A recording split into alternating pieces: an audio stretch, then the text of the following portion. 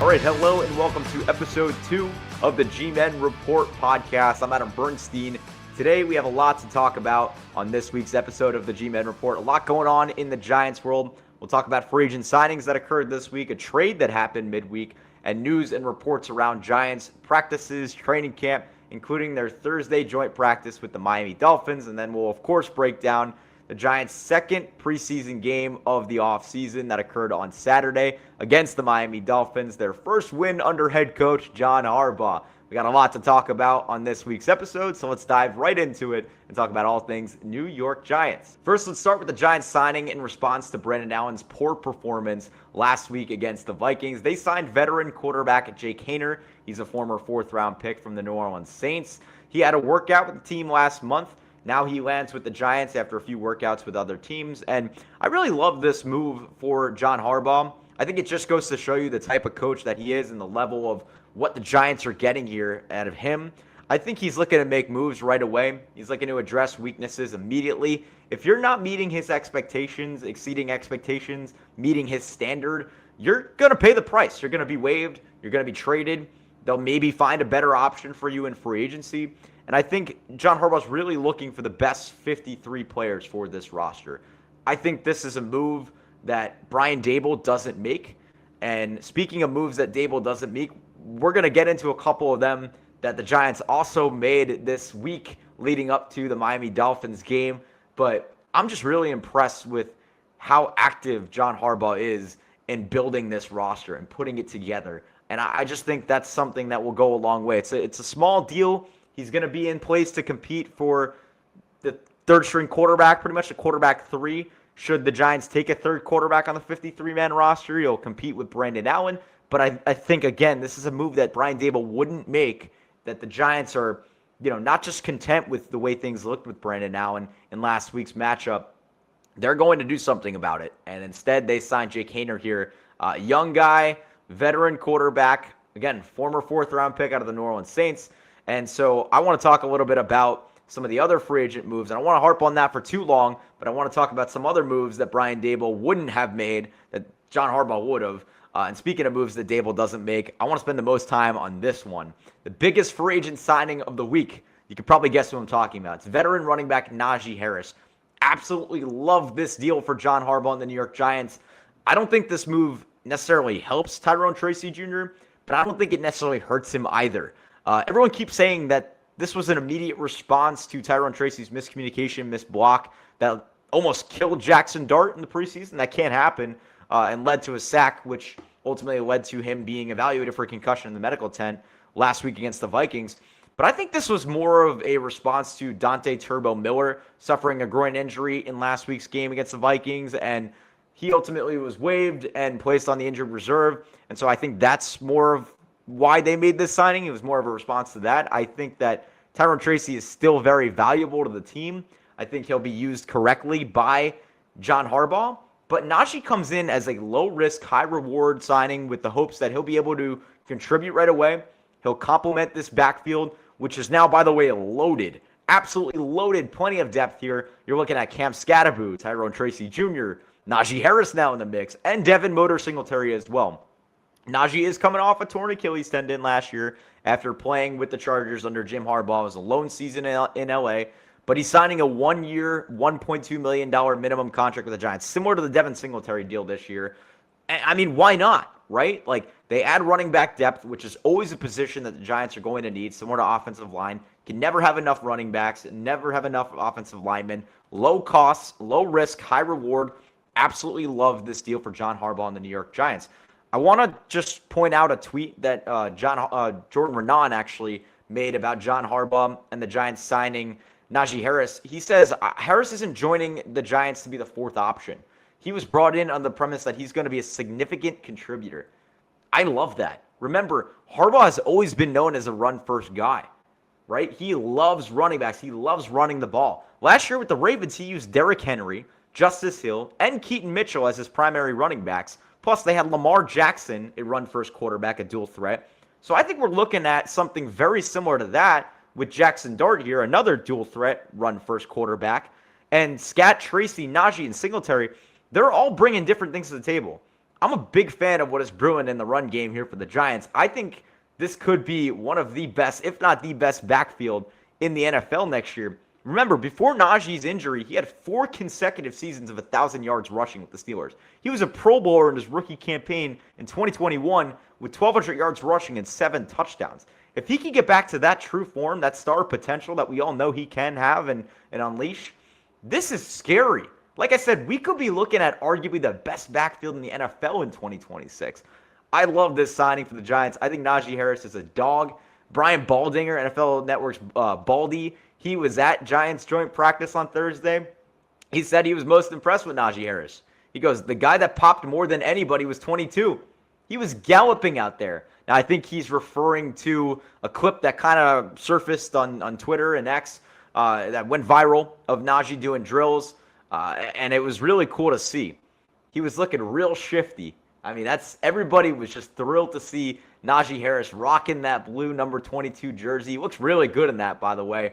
And to see him recovering this well from a season-ending Achilles tear, he's not ready yet to play in games. He didn't play in this game against the Dolphins. He wasn't really playing much against the Dolphins in joint practice. He was more just practicing off to the side. He's still ramping up. He's still getting healthy, rehabbing that Achilles. But if he can get healthy and get back to full strength, I mean, this is dangerous. This is a dangerous, scary run game for the New York Giants. I love what John Harbaugh is building here. It's also worth noting that they replaced a former Steeler with another former Steeler. So Najee comes in, he replaces Juju Smith-Schuster on the roster, another former Steeler, who's been dealing with injuries himself this summer and ultimately was not going to make the team in the ongoing wide receiver battle. We've talked about the wide receiver battle. We talked about it a little bit on last week's episode.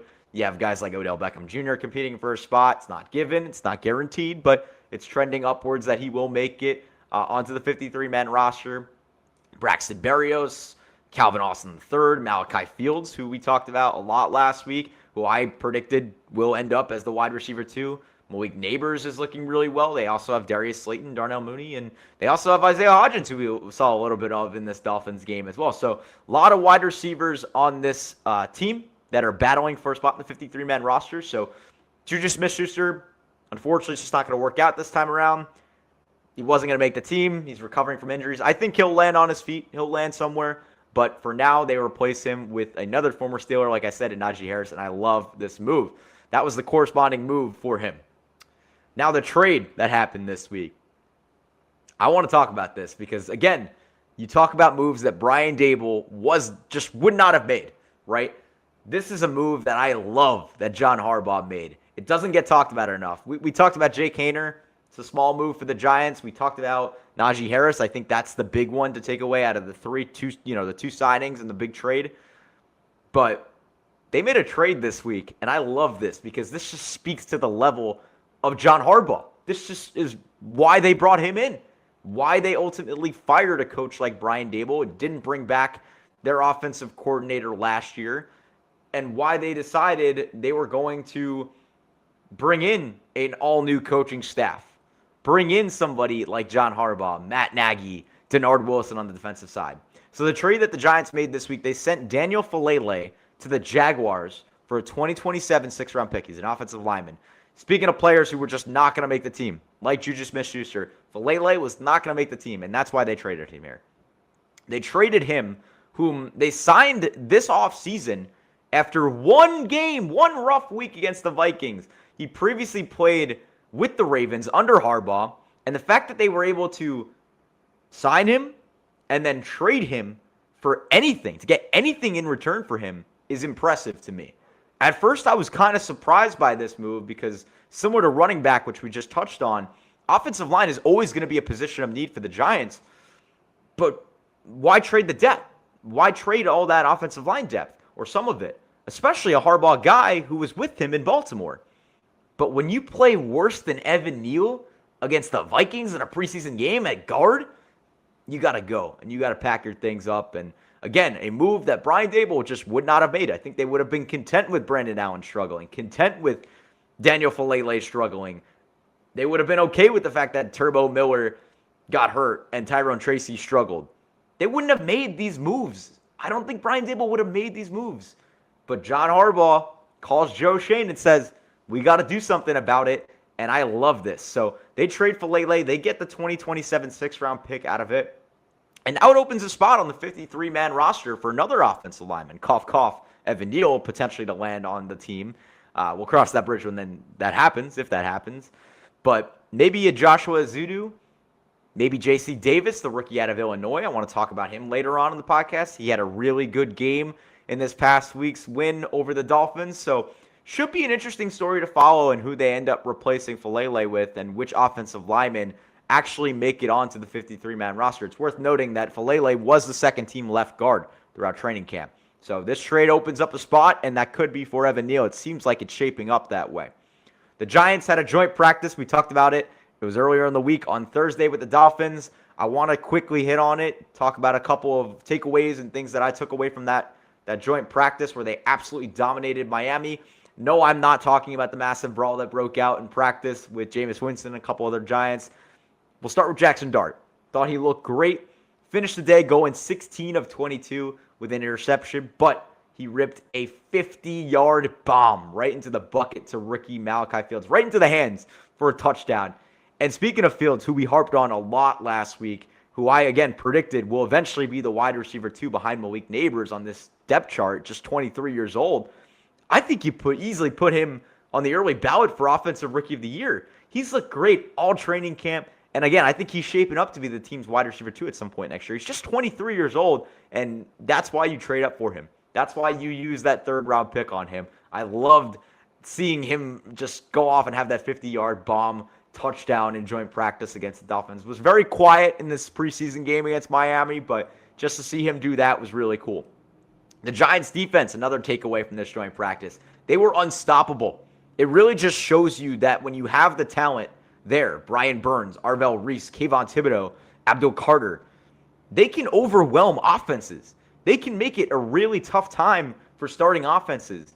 We didn't really see much of that last week against the Vikings, but we saw that in this practice.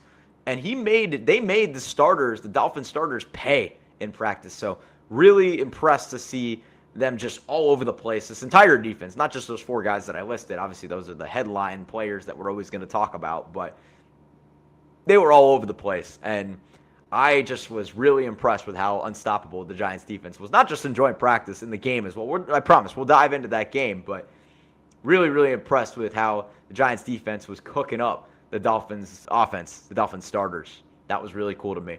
Lastly, before we jump into the game itself, Dominic Zavada couldn't be hotter in the ongoing kicker positional battle right now. We talked about 3 positional battles going on at training camp right now. Wide receiver, we just sort of touched on it, alluded to it before. Kicker between Dominic Zavada and Ben Sauls. And cornerback. Zavada, the undrafted free agent. We talked about him at the end of last week's episode out of Michigan.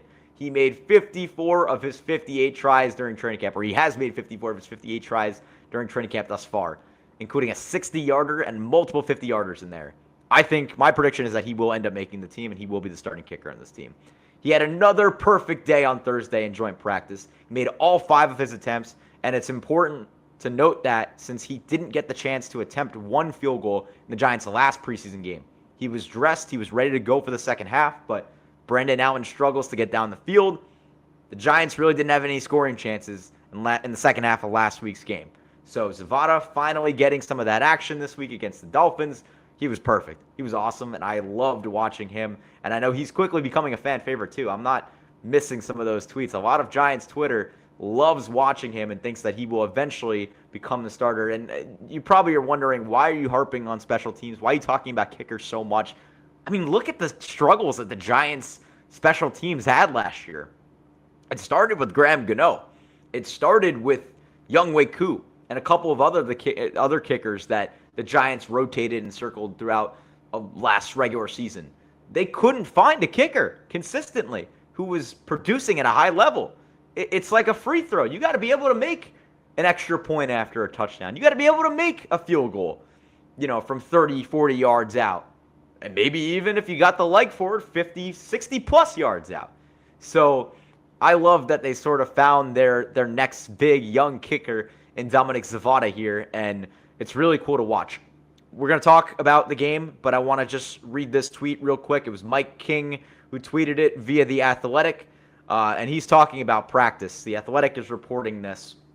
It's worth talking about. And again, it just speaks to the level of the type of coach that John Harbaugh is, the type of person, the type of leader that the Giants are getting here this season, and why we should be so excited for this new era of New York Giants football. He said, in the Athletic reports, the Giants have conducted 16 training camp practices in 21 days. That's 5 days off.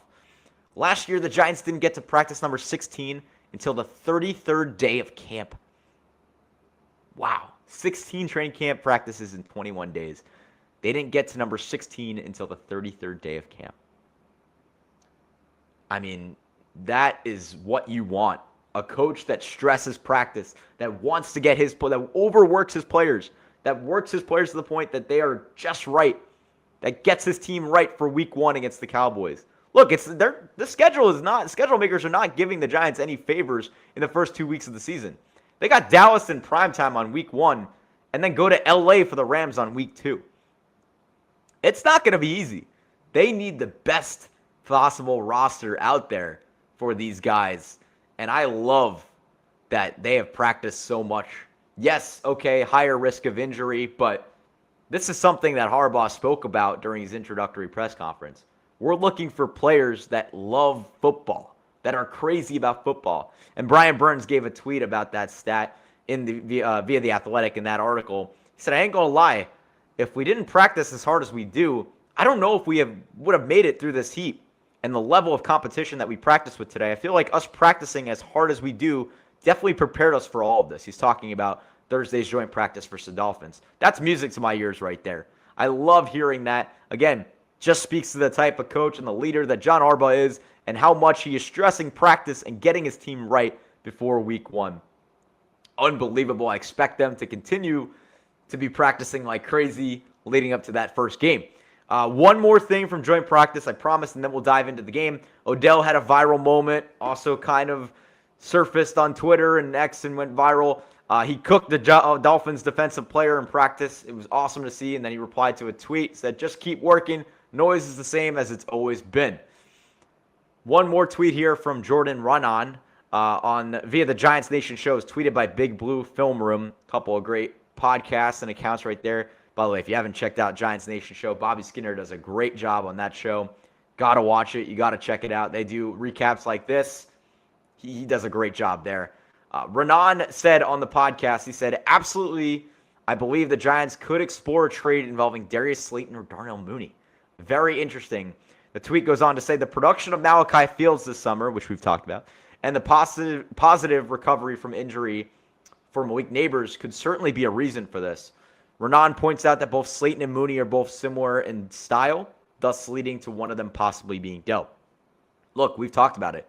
The Giants' positional battle at wide receiver, they have a plethora of receivers, and that's why they were okay with letting Juju Smith-Schuster walk in return for Najee Harris, because they got a lot of guys, and they're eventually going to have to start going through and making some cuts here, because not all these guys are going to be able to make the roster. Odell, who we just referred to, it's not a given that he makes it. He has to compete and earn his roster spot, which Harbaugh has alluded to before as well. So, I think it's really important that the Giants figure out who that wide receiver core is going to be, and run on tweeting this, that he absolutely believes the Giants could explore a trade here with either Slayton or Mooney is very interesting to me, because they have a lot of receivers. I mean, just to talk about a couple that are competing for spots here, obviously you have Neighbors, who is getting healthy. We talked about Malachi Fields, who will make the team as well.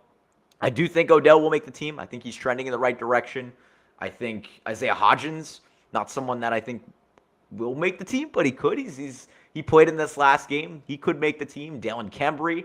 You obviously have guys like Braxton Berrios, Calvin Austin III, and then obviously guys like Slayton and Mooney. So you can't keep, and other receivers that I'm forgetting, you can't keep all those guys. So would be interesting to see if right before camp they could trade Slayton or Mooney. I think both of them are definitely guys that are trade candidates. I think both of them would be useful on other teams. I wouldn't particularly want to see either of them get traded. Maybe if I had to prefer, I'd rather see Slayton get traded, because I think Mooney has a real shot of performing well, and he's a veteran that I've really enjoyed watching. He played under Matt Nagy with the Bears when he was first a rookie, just coming up. So I'd be really interested in watching Mooney. But Darius Slayton's been around here for a while, and he's the longest tenured receiver. He's a veteran here, not including Odell Beckham Jr., who's in his second stint. So, I think that it would be interesting to see if either of them end up getting traded. But I think Harbaugh knows what he's doing. We saw it with some of these moves last week. And if one of them does end up getting traded and not making it out of training camp or the preseason, we'll certainly break that down on this podcast as well. One more tweet here from Jordan Raanan, ESPN's Jordan Raanan. He does a great job covering the Giants for ESPN. He has weekly spots on the Giants Nation show with Bobby Skinner. Again, shout out to him. They do a great job there. He's got his own podcast. They do a great job there covering our beloved New York Giants. He's saying tight end Isaiah Likely is going to be a huge part of the Giants offense. Even when Malik Neighbors returns, Likely has quickly developed into Dart's security blanket, his favorite receiver. We saw that last week against the Vikings. He's also worked in an area of the field where Dart thrives. Likely had 6 catches during live throws in Thursday's joint practice versus the Dolphins.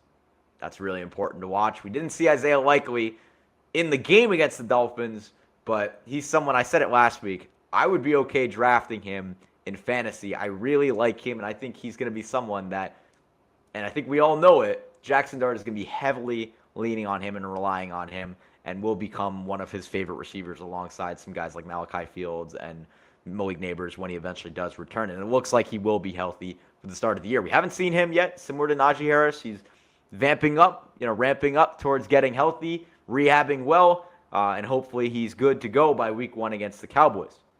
All right, that's enough of me ranting about some of these moves that occurred during the week in the joint practice. Let's get right into this Giants game versus the Dolphins on Saturday. The win, 26-3, first win under John Harbaugh. We're going to start with another tweet from Jordan Raanan. It's Tyrone Tracy on the kickoff team. Not good. Not a great sign. I see that, and I think it's worth talking about. Because Tyrone Tracy, who missed a block last week on Jackson Dart, or 2 block for Jackson Dart, nearly getting him killed, sending him to the Blue Medical tent, and then starting the game on the kickoff team on special teams. Look, it's not the end of the world. It's just preseason. Maybe they're trying different things out, but I don't like that. He is supposed to be an RB1 or RB2 on this team. Should Scat go down with an injury, should something happen to Najee Harris or Motor Singletary, he is supposed to be a significant contributor in this backfield. And I love Tyrone Tracy. I think he's a great person. He's a hell of an athlete. High receiving upside out of him. He's fast. We saw a lot of positives from him in his rookie year 2 years ago, but he has just not had a good training camp. So to see him start the game on special teams, on the kickoff team, did not like that. As for the cornerback positional battle, we got a first look at what the week 1 starters could look like in this game. We talked about it. There's 3 positional battles going on in camp: wide receiver, cornerback, and kicker. And in this game, Paulson Adebo and Greg Newsome were the starting cornerbacks. That's notable. Adebo had a strong week of practice, and he finally played in a game here. He struggled leading up to the Vikings game, and I think he actually sat in that game. He rested. He's healthy, but good response. Positive week out of him for him to be able to start in this game and have a strong week of practice as well. As for the offense, just breaking down some plays here. First, we'll start with Jameis Winston. He got the start under center. Dart did not play in this game. He was out just with rest. He is healthy. Winston, right out of the gates, and was already got the scoring done, was already active for the New York Giants offense. Opening drive with a rushing touchdown of 11 yards. That comes after a 29-yard pass to Darius Slayton and a 21-yard run to Calvin Austin III to set that up. And then Dominic Zavada made the extra point, and the Giants would go up 7-0.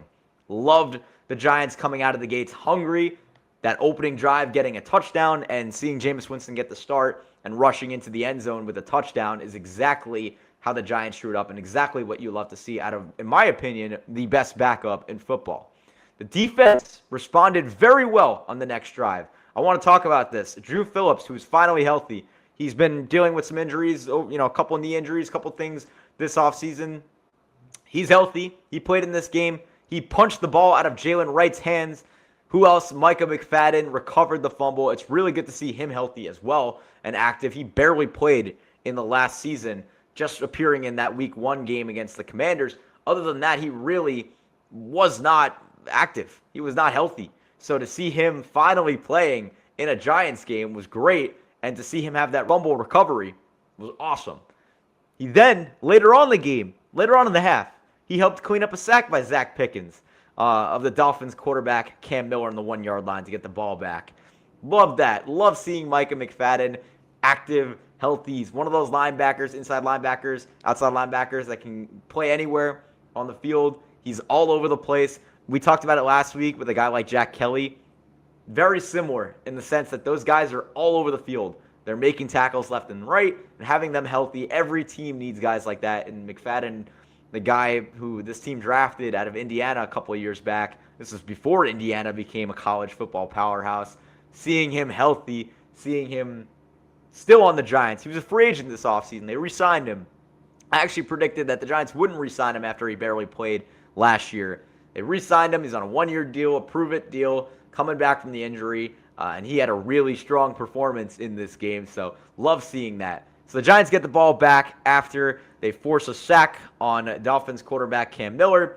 After Drew Phillips punches the ball out of Jalen Wright's hands, McFadden recovers the fumble. Couple of turnovers there. They throw Tyrone Tracy back in the game. He fumbles on the very next drive. Just really unacceptable. Completely unacceptable. And you saw Harbaugh. The camera panned to Harbaugh on the sideline and it looked like he mouthed, damn. Damn is right. Tyrone Tracy, again, last week, and I know we can't harp on these mistakes, but it's becoming noticeable. It's raising 4 concerns. We have to raise these red flags. We have to raise eyebrows watching him play. He has struggled, and we can't not address that on this show. After him failing to block for Dart, which we alluded to earlier, sending him to the blue medical tent, getting sacked, starting the game on special teams, and then fumbling in the red zone, untouched, just dropping the ball, careless mistake, completely unacceptable, and just a terrible look, like I said, back-to-back weeks for Tracy, and that pretty much ended the first quarter with the Giants up 7-0, but you got to be better, especially with Najee Harris now on this team, breathing down your neck. You know when he gets healthy, when he's 100, back to being 100%, back to being what we know he could be and was, a Pro Bowl running back with amassing over 1,000 yards rushing. We got to see better out of you, Tyrone Tracy. The pressure, he's definitely feeling the pressure there. And I love Tyrone Tracy. I want nothing but the best for him. But just completely unacceptable. And like I said, Najee Harris is not going to make things easy for him.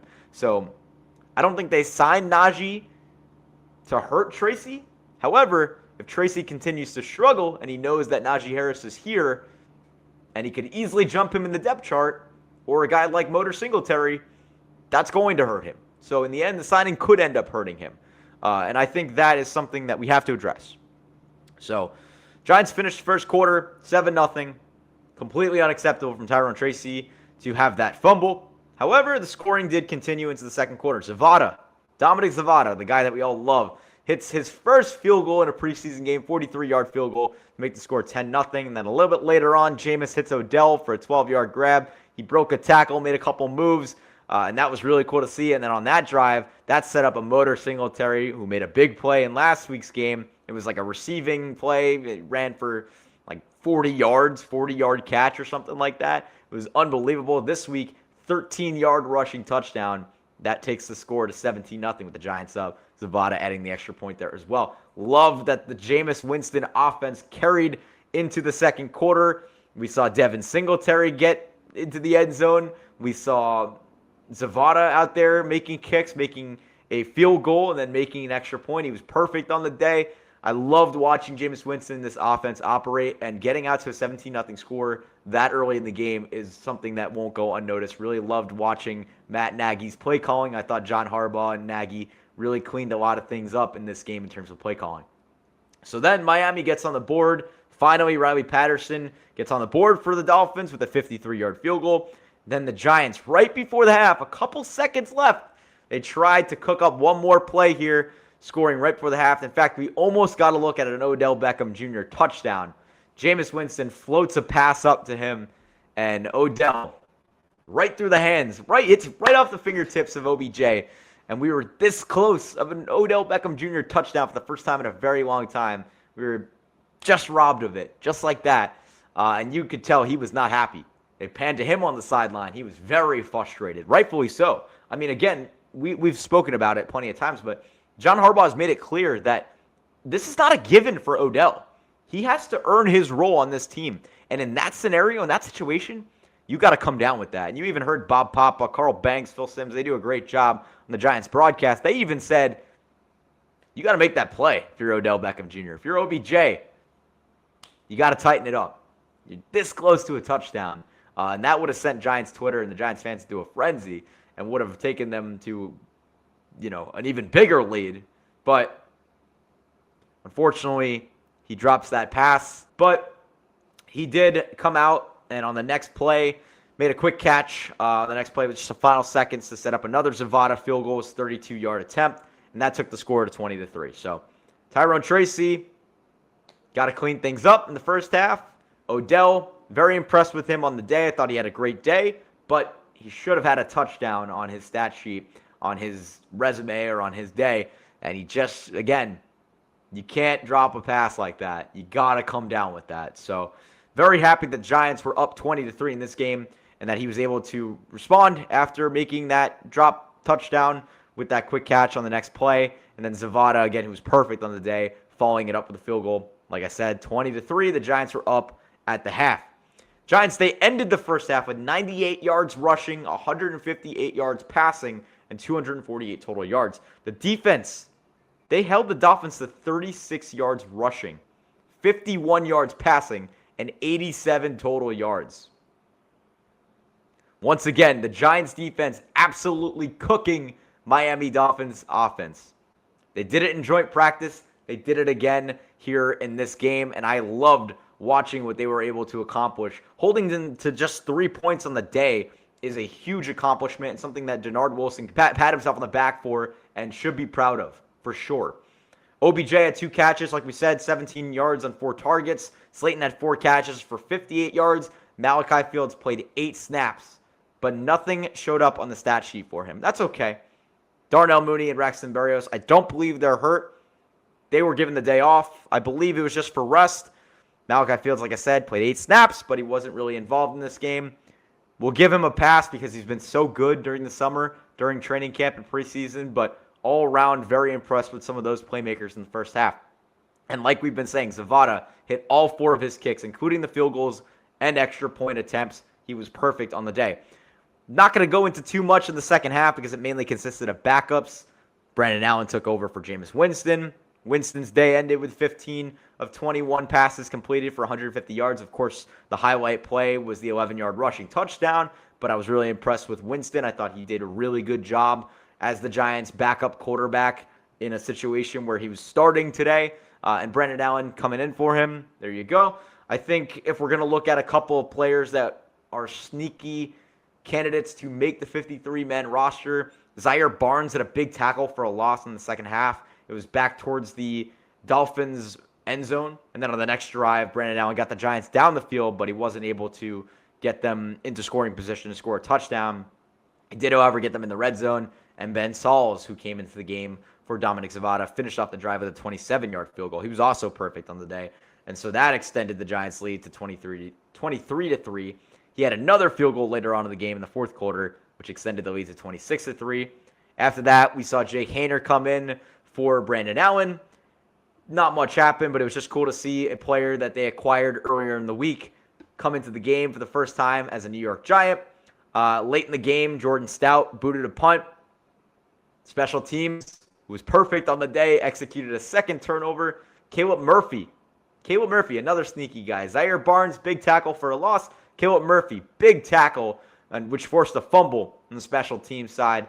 And Bo Braid recovered it and put the Giants in the red zone and victory formation. They could have scored another touchdown or potentially kicked another field goal and added to their lead, put more points up on the board, but there was just a couple seconds left in the game, so they'll finish off leading this one, winning this one, 26-3. The first win as head coach of the New York Giants, the first win under John Harbaugh for the New York Giants.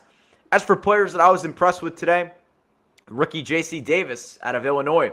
In this game, he nearly played every snap at left tackle. He might have actually played every snap at left tackle and didn't really have any bad plays at all. He's a guy, again, you trade Falele away and you look at somebody that could fill his spot on the 53-man roster. J.C. Davis is another player that's really impressed me. I thought Jameis Winston, like we said, looked really good. I think despite dropping that touchdown, Odell was productive in this game. Positive sign for him. And for the second week in a row, I want to give Devin Motor Singletary his flowers. Motor, unbelievable to be able to score that 13-yard touchdown, get the second score of the day for the Giants, and add to the lead. Was awesome to see. Thought Micah McFadden was great in this game, along with Zach Pickens, Tyler Nubin, and Drew Phillips. Pickens, Nubin, Phillips, they all had 3 tackles. And like I said, Caleb Murphy had 4, leading all defensive players for the Giants. Giants get their first win under John Harbaugh. Hopefully it's the first of many. That takes their record to 1-1 on the preseason. If you like this episode, if you like this breakdown of the Giants' 26-3 Week 2 preseason win over the Miami Dolphins, make sure to subscribe, like, comment, follow us on Instagram at the G-Men Report. Next time out, the Giants are going to take on the Jets. It's a home game. I think they're technically the road team, but it'll be a home game. The fans will show out for that one. Next Friday night, the Jets will be taking on the New York Giants. We'll break down that one. Don't you worry. We'll talk to you then. Until then, go Big Blue. This has been the G-Men Report.